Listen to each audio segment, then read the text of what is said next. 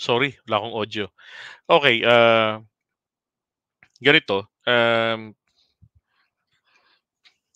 tignan natin kung anong sagot ninyo. Kaninong administrasyon 'yon, yung to the point na gustong magbago yung saligang batas natin, 360 degrees na amendment talaga ng ating constitution.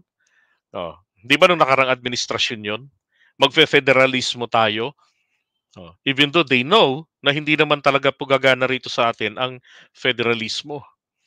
Hindi gagana rito. Pagka nangyari nagkaroon tayo ng federalismo, lalala lang po rito yung mga ano, yung mga hindi naman nagsulong ng tiyatsa sina GMA ng ganyan. Kidigong federalismo ang kanilang gusto. Yeah, that's correct, Suji Bell. Din yun. Magkakaroon tayo ng federalismo, tignan nyo ha. So magkakanya-kanya, yan ang yung federalismo sa Pilipinas, yan po ang magsisimula ng pagkakawatak-watak ng mga Pilipino. Paano ko nasabi? 'Di ba? Watak-watak nga tayo sa kultura eh, 'di ba? Watak-watak tayo sa gano'n. Ang tangi na lamang pong naiiba rito, hindi tayo napaghahati-hati ng teritoryo, 'di ba?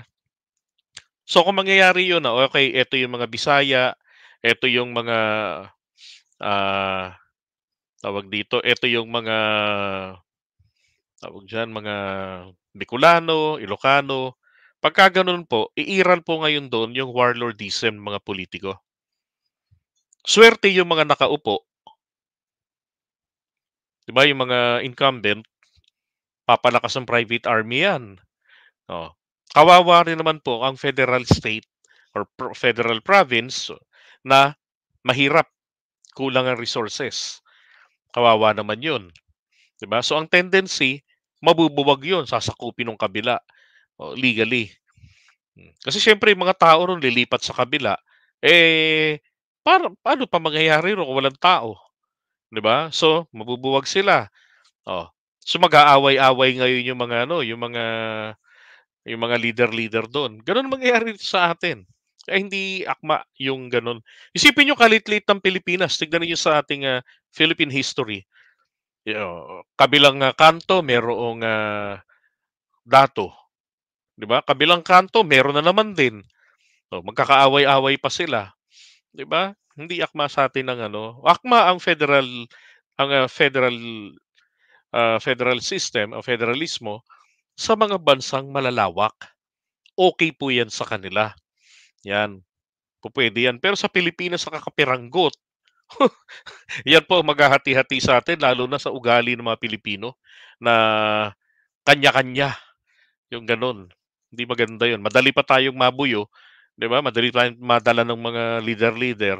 Tas ugali pa ng mga Pilipino imbis na isipin ang kapakanan nila, kapagka araw ng halalan, ang tinitignan po nila ay ang kung hindi kulay ng papel, laki ng supot.